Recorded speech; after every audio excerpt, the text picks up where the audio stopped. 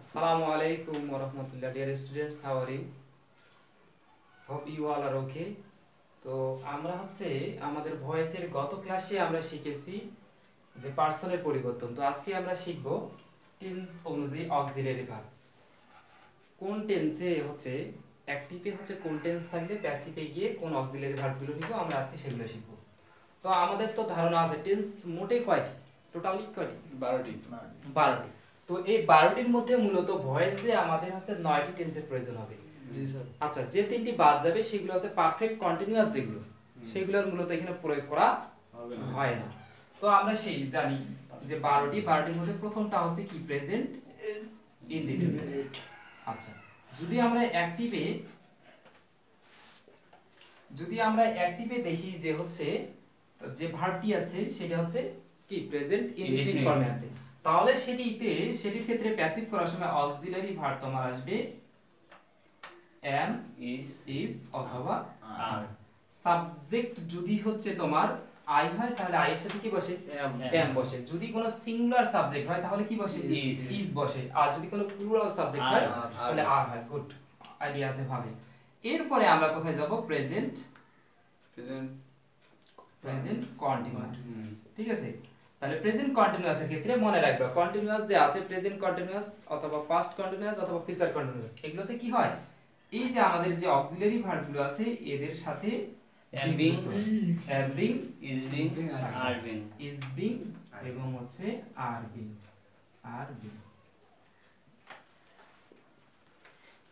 আচ্ছা, নেক্সট ওয়ানে আমাদের কি আছে? Present perfect tense. কি টেন্স? Present perfect. প্রেজেন্ট পারফেক্টের ক্ষেত্রে am being, is being। আচ্ছা, এখানে being আমি দুইবার লিখেছি, is being, are being।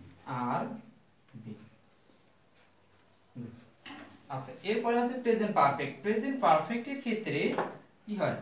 have been এবং has been। মানে কি, যদি আমাদের অ্যাক্টিভে টেন্স থাকে প্রেজেন্ট পারফেক্ট, তাহলে যখন প্যাসিভ করব তখন অক্সিলারি ভার্ব হিসেবে have been এবং has been। ঠিক আছে? আচ্ছা, গুড। এরপরে আমাদের কি আছে? First indefinite. সো ফার্স্ট ইনডিফিনিটের ক্ষেত্রে কি হয়? অক্সিলারি ভার্ব was অথবা were। আচ্ছা, was কার সাথে হয়? was যে সিঙ্গুলার সাবজেক্ট যদি হয় তাহলে তার সাথে was হবে, আর যদি প্লুরাল হয় were হবে। গুড। এরপরে পাস্ট কন্টিনিউয়াস। তাহলে পাস্ট কন্টিনিউয়াস এর ক্ষেত্রে কি হয়? ফার্স্ট কন্টিনিউয়াস হলে was being, were good, were being। আচ্ছা, নেক্সট ওয়ানে আমরা যাব। Next one past perfect tense. Past perfect টেন্সের ক্ষেত্রে শুধুমাত্র কি হয়? have been। আচ্ছা, এরপরে কি আছে? ফিউচার।